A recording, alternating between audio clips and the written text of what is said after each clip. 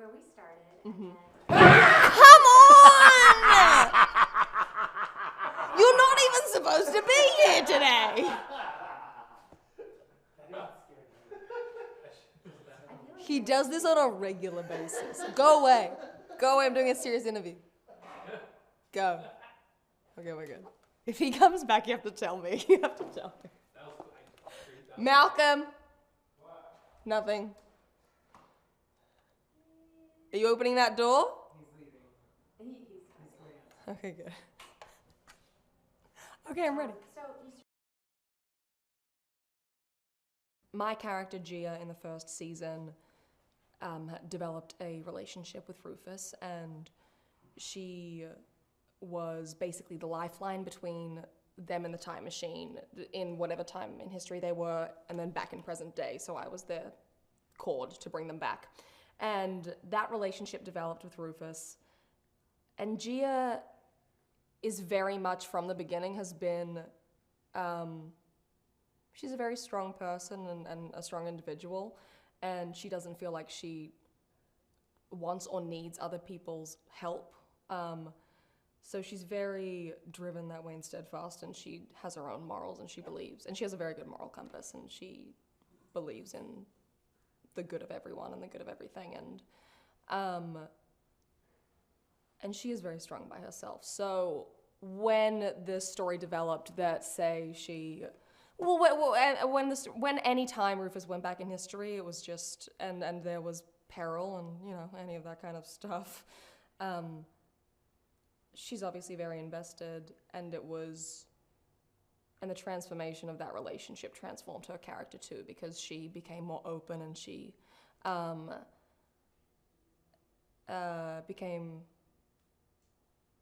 let people in. She let these characters in that she was in this situation with.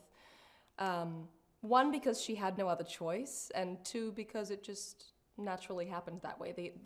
These people became her family. And then in season 2, when we start to see the side effects of Gia time traveling in the lifeboat, we see that she starts to get visions. And that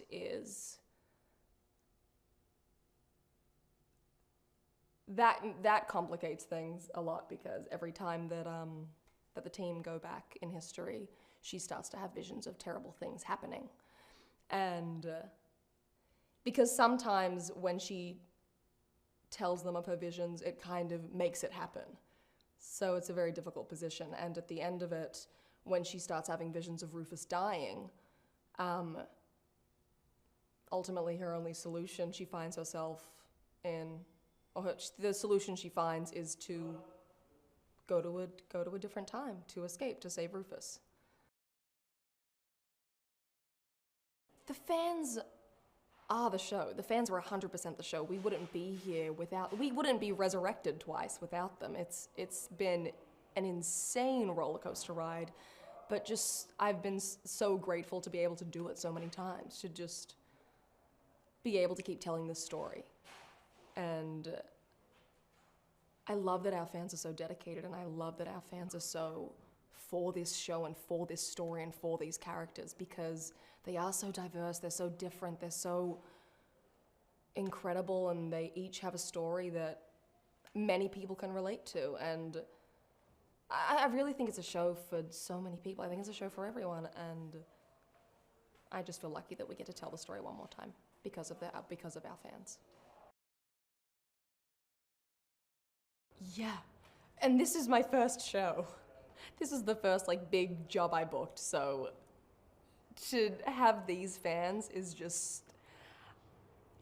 I mean, is it gonna be like this every time? It's been incredible. I love our fans. I love this show. I'm so happy. I'm so happy we got to do it.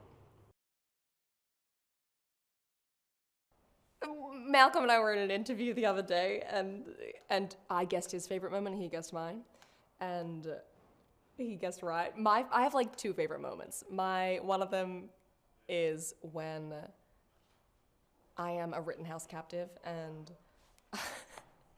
I kill a guy and I I choke him with the bed sheet and I do that whole bit, and that was like, we did 3 hours of stunt work with that, and that was the most exciting thing. I promise I'm not a crazy person. That was just so much fun to do. Anything where G is about us, I love that because I love seeing that character. Second one is when Mason is on Rittenhouse's side and he locks Gia up because Rufus and the team have betrayed him. And she puts together like a makeshift computer in the little cell that he's given her, and she puts together everything and she shuts down the whole system. And he comes in and he's like, "What did you do?" And she goes, "I don't know what you're talking about." And then she says, "I still need to pee." Like she needs to go to the bathroom. I just thought that was such a funny moment. So just any moment where G is about us, really. Okay, things that you are going to see in the timeless finale. A lot of Christmas puns. We travel to 2 locations. One is hot, one is cold. That's as much as I'm giving. So many fan references. Does that make sense? There are fan references. And a happy ending. The fans will be very happy. When I read the script, it felt as though fans wrote it. And I thought that was beautiful. So I think it's gonna be great. I love Malcolm. I know Malcolm so much outside of work now that it just complements it so well. Like we're in a theater company together.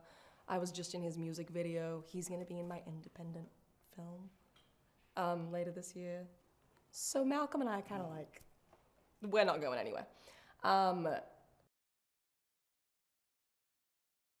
Being on this show has given me some incredible relationships and opportunities with people that I wouldn't trade for anything. And I'm so happy that I get along with my love interest on the show in real life like so well, just like crazy well, because it makes my job so easy. And I love Abby, I love Matt, I love Sakina, I love Patterson, I love Goran. I never see Goran, but I love Goran when I see him. And I think it's been really wonderful, and I think it's so bittersweet right now. That's what I'm overcome with every day at work. I have so much fun and then I feel sad. I mean, oh gosh, I just remember the last episode of season 2 just being chaos and depression for Gia. Like it was just, her world had come crashing down, and I don't think she saw anything outside of that tragedy with Rufus. Because she tried so hard to save his life. She went to the 1880s and lived there for 3 years, and she thought she'd saved him. And so she'd gone through all of this turmoil, and she'd given him up in order to save him, and then in the end it just happened anyway. So she's left at a pretty hopeless place until we see, ta-da, at the end, future Lucy, future Wyatt stepping out of the time machine. I remember seeing that being so surreal as like the actor, as Claudia. I was like, oh my God. And then when we pick up in the finale, what can I say? I don't know what I can say about that. I think it's gonna be one of those things where you're like, okay, what happens next? Okay, what happens next? Okay, what happens next? So I think we'll have them the whole time. I think it'll be an interesting ride the entire way, and you won't want to look away.